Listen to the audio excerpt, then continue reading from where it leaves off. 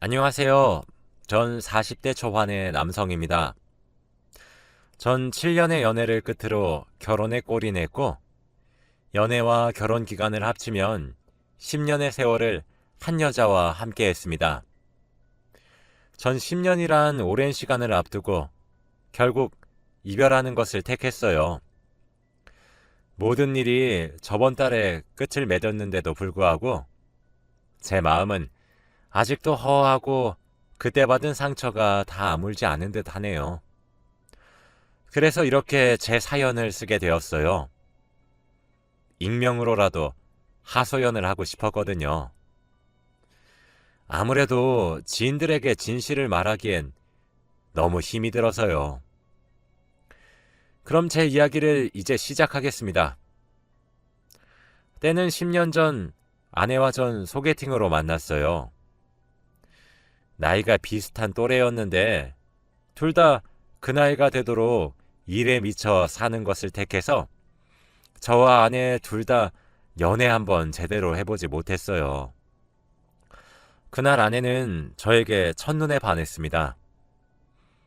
나중에 들으니 아내의 이상형이 현실에 존재한다면 그게 저라는 존재가 아닐까 하고 생각했다고 하더라고요. 아내는 적극적인 여자였어요. 감정 표현에 참 충실한 여자였고 솔직한 사람이었거든요. 그리고 사랑해 죽고 사랑해 사는 여자였습니다. 낭만이 가득한 사람이자 사랑이 충만한 사람이었죠. 저희의 첫 만남 이후 애프터 신청도 아내 쪽에서 해주더군요. 전 처음부터 아내가 마음에 쏙 들었던 것은 아니었습니다. 전 긴가민가 하는 상태였는데 아내 쪽에서 적극적으로 대시하기 시작하니 저도 점점 아내가 제 마음에 들어오기 시작하더군요. 그 사람을 만나니 머릿속에 촉이 오더라고요. 아, 나는 이 여자랑 결혼까지 가겠다. 이런 촉 말이죠.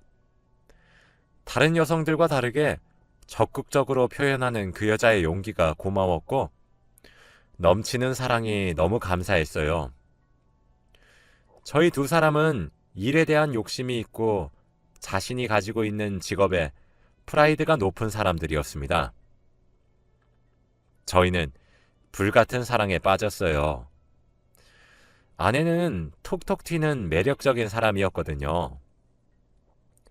만나면 만날수록 아내의 매력에 빠져 헤어나오지 못했죠. 그렇게 저도 점차 아내를 진지하게 결혼하고 싶은 여자라고 내심 생각을 하곤 했습니다. 하지만 우리는 결혼에 휘둘려 일을 포기할 수 없는 사람들이었고 결국 일하는 것에 우리의 결혼은 밀려났죠. 내년에 해야지 하다 결국 7년이란 세월이 흘렀고 우린 어느새 30대 후반의 나이가 되었어요. 그때쯤 되니 서로의 일도 안정화가 되었고 금전적으로도 여유로웠기 때문에 결혼에 대한 생각이 점차 구체화되고 있었죠. 그리고 40대가 되기 전에 하고 싶기도 했었고요. 그러던 어느 날 아내가 만나자고 한 카페에 갔더니 아내가 촛불로 길을 만들고 하트를 만들어 제게 이승기의 결혼해 줄래라는 노래를 불러주며 제게 프로포즈를 했습니다. 그러고는 그 자리에서 제게 편지를 하나 써왔더군요. 제가 어디가 어떤 모습이 얼마나 좋은지 저랑 왜 결혼하고 싶은지 그런 것들이 적혀 있었어요. 고백도 선수를 빼앗겼는데 프로포즈도 선수를 빼앗기니 허탈하면서 우습다가도 아내의 한결같은 사랑이 너무 좋아 행복했습니다. 그렇게 우리의 결혼 준비는 일사천리였어요. 양가에서도 기다렸다는 듯 준비하셨어요. 그렇게 우린 많은 사람들의 축복 속에서 날이 따뜻한 어느 봄날에 연애 7년 만에 100년 가약을 맺었고 검은 머리 팥불이 될 때까지 사랑하겠다고 맹세했어요. 하지만 아내와 연애 7년, 결혼 2년, 총 9년째 되던 해에 문제가 생겼죠. 그날은 오랜만에 대청소를 하는 날이었습니다. 저는 방마다 청소기를 돌렸고 바닥을 밀대로 닦았죠. 아내는 부엌 청소를 하고 있었어요. 바닥을 닦는 도중 제가 차고 있던 염주 팔찌가 걸리게 되었죠. 염주가 터져서 방 곳곳에 흩어졌습니다. 한숨을 쉬며 바닥에 엎드려 하나씩 줍고 있었죠. 저희 어머니가 절에서 사온 좋은 염주라며 염주알이 27개였는데 이게 또 다 의미가 있다고 했었는데 아무리 뒤져도 염주알이 26개만 찾아지더군요. 한 개가 모자랐어요. 그래서 방 구석마다 뒤지기 시작했고 침대 밑까지 보게 되었답니다. 그런데 침대 밑에 조그만 상자가 있더군요. 지금 생각해보면 그 상자를 열었던 것은 다행이었던 일인지 제 인생 불행의 서막이었던 것인지 잘 모르겠네요. 아무 생각 없이 열어본 그 상자 안에서 가장 눈에 띄었던 것은 노란색 다이어리였어요. 슬쩍 펼쳐보니 아내의 일기장으로 보였죠. 그런데 그 일기장 속 내용들은 예사롭지 않았습니다. 아내는 사랑에 빠졌다고 적혀 있었거든요. 처음에 읽었을 땐 당연히 제 이야기인 줄 알았습니다. 저와 결혼하기 전 적어놓은 일기장인 줄 알았고 귀엽고 흐뭇해서 그 자리에서 정독하기 시작했어요. 하지만 점차 뒤로 이어지는 내용들에 머리가 아찔해졌습니다. 일기장 속 여자 주인공은 여전히 아내였지만 남자 주인공은 제가 아니었거든요. 바로 20대의 아내 회사의 남자 신입사원이었습니다. 심지어 저와 인사까지 했었던 사원이었습니다. 야근하는 아내를 위해 도시락을 싸서 가져다 준 적이 있었는데 그때 마주쳤었던 기억도 났어요. 일기장에 적힌 내용에서는 화이트데이라고 아내를 위한 사탕을 따로 주었던 이야기와 함께 지방으로 놀러 갔던 이야기, 생일 선물을 받았던 얘기 등 그들의 사랑 이야기가 적혀 있었습니다. 심장이 쾅 하고 떨어지는 기분이 들었고 믿기지가 않았어요. 대체 언제부터 그런 사이였을까 하며 오만 상상이 다 되었죠. 심지어 상자 속에서는 둘이서 같이 찍은 것으로 보이는 사진들이 여러 장 들어있었고 생일 축하한다는 카드와 함께 선물을 담았었던 포장지까지 전부 들어있었죠. 9년째 되던 해여서 9수의 저주가 내려졌었던 것일까요? 믿겨지지 않았고 새하얗게 질린 얼굴로 상자째로 들고 나가 콧노래를 부르며 부엌을 청소하는 아내 발치에 집어던졌습니다. 아내는 크게 놀라지 않더군요. 담담하게 아, 걸려버렸다 하는 수준의 놀람 정도랄까요? 설명을 요구하는 제 고성에도 아내는 차분하게 말을 하더군요. 나 사랑하는 사람 생겼어 라고요. 제게 말을 하는 아내의 눈은 9년 전 제게 미쳐 있었던 그 사람의 눈빛이었고 사랑의 눈이 멀어버린 사람처럼 보였습니다. 그리고는 제게 나 그 사람 아이도 임신했어. 미안해. 라고 담담히 얘기했어요. 그게 대체 무슨 날벼락인지 아무도 모를 겁니다. 한순간에 너무 믿기 힘든 충격적인 정보들이 너무 많이 쏟아졌고 다리에 힘이 풀려 털썩 주저앉아 버렸어요. 아내는 제게 이혼을 요구했습니다. 그 모든 과정이 물 흐르듯 자연스러워 보였어요. 몇 번이나 연습한 사람 마냥 말입니다. 아내는 그 길로 집을 바로 나갔고 전 혼자 집에 남겨졌습니다. 아내를 찾아가도 절 만나려고 하질 않더군요. 제가 찾아갈 수 있는 사람은 한 사람이 더 있었습니다. 바로 그 신입사원이었죠.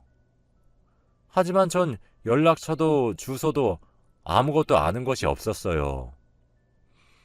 그렇다고 회사로 찾아갈 수도 없었죠. 아내가 외도했다는 사실을 동네방네에 알리는 꼴이 되어버리니까요. 저는 아내가 사용했던 서재의 방과 침실, 서랍 곳곳을 정말 미친 듯이 뒤졌습니다. 아니나 다를까 아내에게 던졌었던 상자 안에서 그 남자의 명함이 하나 나오더군요. 그 남자의 번호를 제 휴대폰에 저장했어요. 카카오톡을 열어보니 프로필 사진이 웨딩 사진이더라고요. 결혼을 준비하는 듯 보였어요. 전 나랑 아직 이혼하지도 않았는데 결혼을 먼저 한단 말이야? 라며 분노를 감추지 못했지만 이내 얼음처럼 얼었습니다. 프로필 사진을 눌러보니 웨딩드레스를 입고 있는 여자가 제 아내가 아니었기 때문입니다. 제 아내는 이 사람의 아이까지 임신했다고 했는데 이게 무슨 일인가 정말 이해하기 힘들었어요. 전 그 남자에게 메시지를 보냈습니다. 이현희 팀장 남편입니다. 잠시 만날 수 있으신가요? 라고 말이죠. 연락을 하고 1분도 채 지나지 않아 전 더 이상 할 말 없습니다. 팀장님께 제 의견 전부 다 전달했고 회사도 그만두고 고향으로 내려왔는데 남편분께서 왜 제게 연락을 하시는 건지 이해하기 힘듭니다. 괴롭히지 말아주셨으면 합니다. 죄송하지만 만남은 거절하겠습니다. 라고 답장이 오더군요. 전 다급하게 현수 씨, 당신 정말 파렴치한 놈이었군요. 제 아내는 당신의 아이까지 임신했고 집을 나갔어요. 당신을 만나기 위해서 말입니다. 근데 회사까지 그만두고 고향으로 내려가 다른 여자랑 결혼을 준비하고 있습니까? 지금 제가 당신 상간남으로 고소해도 할 말 없으신 것도 아시나요? 라고 연락을 했더니 네? 아무래도 남편분께서 아직 모든 사실을 아시는 것은 아닌 것 같네요. 좋아요. 만납시다. 내일 오후 3시까지 이쪽으로 오시면 나가겠습니다. 라고 주소를 하나 제게 알려주었어요. 그날 밤 전 한순간도 잠들지 못했고 시간이 흘러 그 남자를 만나게 되었습니다. 새 신부가 될 사람과 함께 나왔더군요. 정말 뭐가 그리 당당한 건지 당최 이해가 되지 않았어요. 새 신부를 보니 현수 씨의 프로필 사진에 올라와 있었던 웨딩 사진과는 달리 배가 나왔더군요. 임신을 한 듯 했어요. 전 정말 두 여자를 동시에 임신시킨 그놈이 정말 원망스러웠습니다. 평화로운 제 가정을 깬 주범이 뻔뻔하게 새 출발을 하려고 한다는 사실도 죽을 만큼 싫었어요.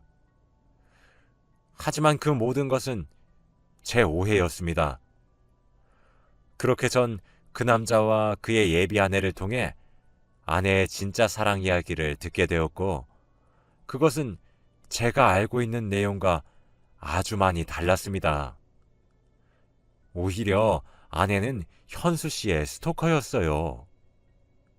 상자에 담겨 있었던 화이트데이는 현수 씨가 지금 결혼을 준비하고 있는 예비 신부를 위해 사탕을 살 때 팀원들 것까지 함께 사서 똑같은 사탕을 하나씩 나눠줬던 것이었어요. 일 욕심이 많았고 이제 가정을 꾸려야 해서 책임감이 강하게 생겼던 신입사원은 팀장님의 이쁨을 받고 싶어 했던 일반적인 직원이었고, 그렇게 지방의 팀장님과 함께 출장을 가서 찍은 사진들은 단 둘만의 미래 여행 사진으로 바뀌어 있었던 것이었습니다. 아내에게 생일 축하한다는 카드와 선물의 포장지는 팀원들끼리 돈을 조금씩 모아 사들인 것이었는데 전달을 신입사원이 했던 것이었어요. 하지만 여기서 제 충격은 끝나지 않았습니다. 가장 충격적이었던 것은 아내의 임신이었어요. 현수 씨의 아이를 임신했다고 제게 이혼을 요구했던 아내가 실은 제 아이를 임신했던 거였어요. 현수 씨는 아내와의 부적절한 관계는 절대로 가진 적이 없고 밤늦게 만난 적조차 없을 뿐더러 지금 임신 중인 예비 신부에게 헌신하고 있었습니다. 그 와중에 예비 신부가 왜 이런 이야기를 나누는 곳에 나왔나 했더니 임신 중인 예비 신부에게 제 아내가 익명으로 SNS로 메시지를 보냈다더군요. 남의 남자 가로채니까 좋냐? 너 때문에 내 인생은 망했다. 현수 씨를 놔줘라. 등등 제게 하나둘씩 꺼내놓은 증거들은 제게 커다란 충격을 안겨주었습니다. 현수 씨가 제게 그러더군요. 저요, 회사를 때려치운 것도 전부 팀장님 때문입니다. 생각해보세요. 일개 신입사원과 경력이 있는 팀장 사이에 이런 일이 생긴다면 누가 그만둬야 되겠습니까? 그런데 진짜 어제도 제게 연락을 해오셨어요. 제가 이 사람과 결혼식을 하면 뛰어내리겠다고 문자가 왔단 말이에요. 전 진짜 피가 바짝바짝 마르는 기분이에요. 그리고 제 아내 될 사람은 무슨 죄가 있다고 이런 꼴을 당하고 이런 협박성 메시지를 받아야 되는 거냐고요.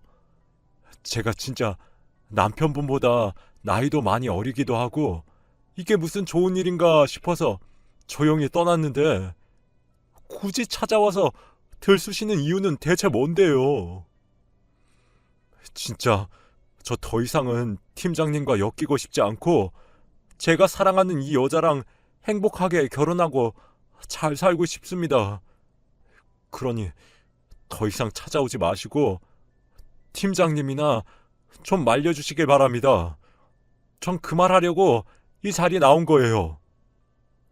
라고 말이죠. 그러고는 자리를 박차고 나가버렸어요. 제 아내는 상상 속의 연애를 하고 있었던 거였어요.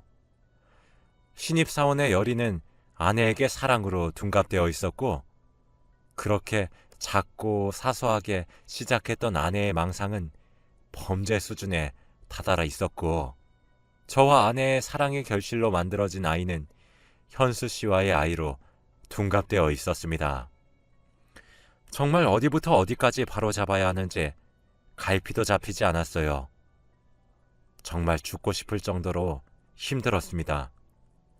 그런데 아이까지 가진 아내를 버린다는 것은 더욱 상상할 수 없었어요. 이미 전 아내를 저보다 더 끔찍히 사랑하고 있었으니까요. 순수해서 그런 거겠지. 원래 사랑이란 감정에 충실한 여자니까 그런 거겠지. 라고 생각하며 넘기려고 했습니다. 시간이 지나 감정이 희석되면 제게 돌아올 것이라고 생각했거든요. 그렇게 보듬고 넘어가자고 얼마나 다짐했는지 몰라요. 그렇게 우리의 결혼 9주년이 지나갔고 올해 10주년을 맞이했습니다. 제 아이를 가진 여자가 사랑의 열병에 빠진 모습을 보는 건 예상했던 것보다 더욱 힘든 일이었어요. 제가 알게 된 이후엔 점점 당당해졌고 회사 퇴근 후 집에 와서는 하루 종일 신입사원과 그 신부의 SNS를 보며 일거수일투족을 뒤지기 시작했죠. 전 그런 아내의 모습마저 안타까웠고 얼른 제자리로 돌아오길 기다렸습니다. 하지만 그런 저도 참기 힘든 일이 일어났어요. 제가 이혼을 결심하게 된 계기죠. 해가 바뀌면서 아내는 임신 6개월 차가 되었어요. 임신한 아내의 시중을 들며 지내고 있었죠. 아내도 점차 현수 씨에게 있는 미련을 털어내는 것처럼 보이기도 했어요. 어느 평화로운 주말 아내는 낮잠을 자고 있었고 전 그 틈을 타서 집 청소를 조용조용 시작했어요. 아내의 서재를 정리하는데 익숙한 노란색 다이어리가 보이더군요. 다이어리를 펼쳐보니 피처럼 붉은 펜으로 현수 씨의 예비 신부를 저주하는 글이 잔뜩 써져 있었고 현수 씨와의 망상 연애 이야기도 잔뜩 써져 있었어요. 그리고 제게 청혼하며 썼던 편지처럼 현수 씨의 어디가 어떤 모습이 얼만큼 좋은지 왜 현수 씨랑 자기가 결혼까지 해야 되는지가 적혀 있었습니다. 아내는 이미 상상 속에서 현수 씨에게 프로포즈까지 마친 상태였죠. 가장 소름 끼쳤던 것은 저와 아내의 아이에게 지어줄 이름이었어요. 제 아내의 이름인 현이와 현수 씨의 이름을 하나씩 따서 여자아이라면 수희, 남자아이라면 희수라고 지을 계획이 쓰여져 있었고 하루빨리 현수 씨가 자기에게로 돌아와 주었으면 한다고 적혀 있더군요. 일기장을 넘기면 넘길수록 아내의 망가져가는 정신 상태가 고스란히 드러났습니다. 현수 씨의 결혼으로 인해 죽고 싶다는 글까지 읽게 되었어요. 전 그때가 되어서야 인정을 할 수 있었습니다. 아내의 상상 속의 사랑은 사실 무서운 집착이었단 사실을 말이죠. 더욱 무서웠던 점은 아내가 실제로 현수 씨의 결혼으로 인해 스트레스를 극심하게 받았다는 사실이었어요. 결국 불안정한 아내의 심리 상태로 뱃속에 있었던 아이는 결국 버티지 못하고 하늘의 별이 되었습니다. 전 더 이상 아내를 배려해줄 이유도 필요도 느끼지 못하겠더군요. 그렇게 이혼을 결심했습니다. 망가진 아내의 모습을 보고 있으면 위자료고 나발이고 조용히 끝내고 싶었어요. 소송이고 뭐고 간에 더 이상 마주하고 싶지 않은 마음이 강했습니다.